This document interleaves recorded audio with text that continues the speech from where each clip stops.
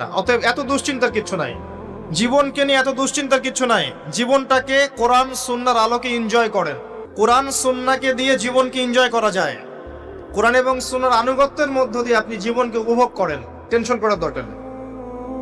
মনে রাখবেন, আল্লাহ যদি আপনার সাথে থাকেন এবং আল্লাহ যদি আপনাকে কবুল করেন, পৃথিবীর কোনো শক্তি নাই আপনাকে টলাবে।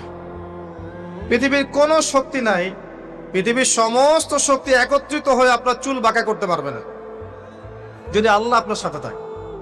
আর যদি আল্লাহ আপনার সাথে না থাকে, আইওয়াস শোডাউন দিয়ে কোনো লাভ হবে না, কেউ আপনাকে বাঁচাতে পারবে। অতএব আল্লাহকে আপন করে নেন, যার যার হক তাকে তাকে দেন, নিজের হক আল্লাহর কাছে চেয়ে নেন, ইনশাআল্লাহ আপনি সুখে থাকবেন।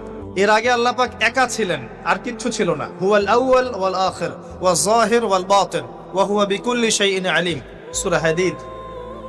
আল্লাহ পাক একা ছিলেন, কোনো কিছু